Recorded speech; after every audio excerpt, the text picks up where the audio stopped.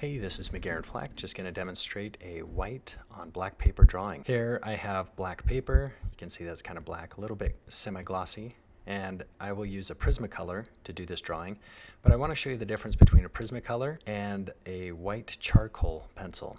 So here I'm just describing some values. This is a Prima white charcoal. The difference between the two is when you spray fix them. A spray fixative is this, workable fixative. It allows you to spray your charcoal down or your graphite, and it doesn't allow it to smudge or smear. You also cannot erase it. The downside of using workable fixative is it takes away some of those subtle values in the charcoal, as you can see on the left side of the paper, versus the right, which is the Prismacolor. Here, if I try to erase it, then you can see the Prismacolor does erase and the charcoal does not. That's because Prismacolor is a little bit more waxy, so it doesn't secure it to the drawing paper that much. Okay, now on to the good stuff.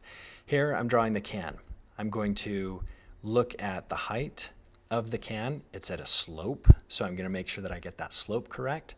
And here I find the width of the can versus the length of the can. I made just a nice little rectangle, so I get those widths and heights right. Here I'm putting the top of the ellipse and the bottom of the ellipse. And importantly enough, the top of the ellipse is the same distance as the bottom of the ellipse. And that center line divides the two. So you can see that it's equally divided. I'm double checking the length or the width is right on. So I'm going to use straight lines to describe this ellipse and the ellipse in the back, which is going to be the same exact shape or ellipse as the front of the can. I'll refine those shapes a little bit more. Notice here the difference between the two. There's a subtle ellipse that comes in. It's lighter in value. It's a lip on the can. I'm going to describe the difference of the lip of that can here in real time. So you can see I'm being careful to make sure that the width is the same throughout both ellipses.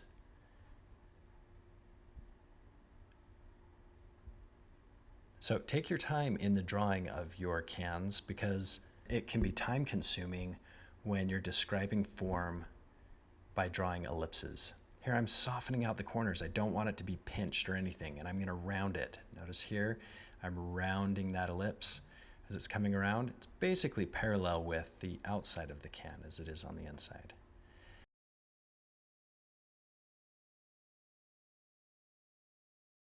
Now I'll measure out those ribs and make sure that that is the right distance. The ellipses in the ribs are going to be exactly the same as the front and back of the can. Now I'm dividing the light shapes from the dark shapes, and I get all these shapes divided up and simplified before I jump into value. I got to make sure that the drawing is good. If I don't make the drawing good, then what's going to happen is it's going to end up looking kind of shoddy, no matter how good the values are. So I drew in the string and some of the simple shapes. Just like here I'm drawing the negative shape. I'm just looking at those simple proportions and using a straight line or semi-straight line to describe where that shape starts and ends. This is the negative shape drawing portion. So I'm defining those negative shapes so I know where my lights go in relation to the darks. Again, very important to be able to get these all in relationship to each other. The ellipses need to be nice and round. The shadow shapes need to be the right size and shape in relationship to the light shapes. A lot of shape words, man. Okay, after your drawing is good, then jump in and start to describe the value. Here, I'm starting with the lightest value. It's the highlight on that rim. And that lightest value, I want to see how light I can get with the white charcoal. Because once I've described how light it is, then I want to keep everything else in relation to that highlight. So I know that I won't make it as white as I possibly can because I need to have those highlights. And the highlights are the widest part of the can. You can only go so white with these white charcoal pencils, so be careful on that. Notice here the ribs on the inside are parallel with the ellipse on the outside of the can. Got to make sure that those all line up. And then also the highlights. Now I describe with a flat value the shapes in the light side of the can. Notice I'm holding the very back side of the charcoal pencil as I'm drawing these in.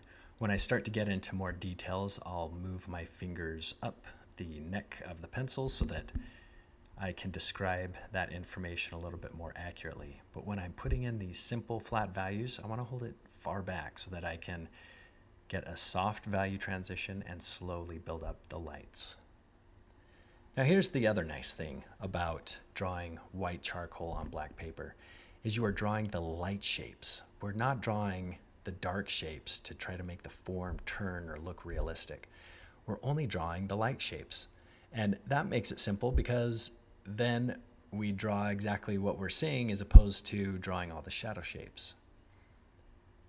So take your time, work on those light shapes, and really try to figure them out. All right, this is a really important part. I totally messed up. Yes, it happens. People mess up. It's crazy.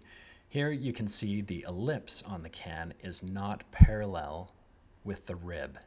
So I need to make sure that that rib portion of the can is parallel with the edge of the can. So I'm going to make my corrections on it, especially on this first one, because every other rib after that needs to be in line to make it look like it's not squished or crushed or dented. So I'll go in, erase some of those values that I drew in correctly. I was trying to go too fast. I was rushing it. It's okay. Need to slow down and draw out those subtle value changes. So here I will double check and make sure that it is parallel with the edge of the can. Looks good there and there. Okay, so I have those figured out. Now I'm just going to refine the shapes a little bit more in terms of contrast, make it a little bit darker by erasing. Make sure that you slowly build up your values. Your drawing will get too white too fast if you rush it. Here you can see I'm starting to work on those ribs. I'm trying to keep them parallel with each other in terms of spacing and then working on the highlight. I go back to the string and you can see here on the string it is not completely white. There are values that are in that white string because the light is hitting the string at different places. So if I just make it a solid white form, people will wonder what on earth it is. So you got to make the lighter values light and the midtones a midtone value. That will describe the string more accurately than if you just draw it in with a white flat shape. Another important note, make sure that those highlights are parallel with the edges of the can. Here it's a little bit skewed because the angle of the camera, I tried to make it flat on, but it's hard to draw and have this camera at the same thing, but same angle. But anyways, softly build up those light values. Make sure that the highlights are parallel with the can.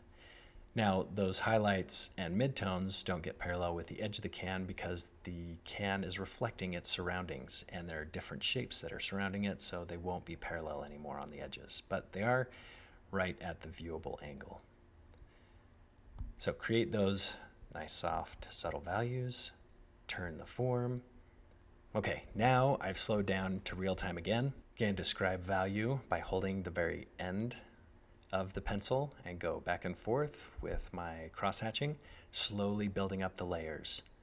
Because this fabric, if you look at the reference, the fabric is not the same value as the highlights of the can. The highlights of the can are the widest part. So I want to slowly build up those values of the fabric so that it looks like fabric. And the texture of the paper is really going to help describe the form, especially if I keep my lines close together and compressed. If I space them out a lot, it's going to look scratchy and dirty and it won't look realistic. So we want to get that nice realistic feel. Now we'll go into the mid-tone. This part is just a little bit darker in value than the lighter area, so I won't build up as many layers when I'm cross-hatching, and I will keep my pencil or hand relatively light.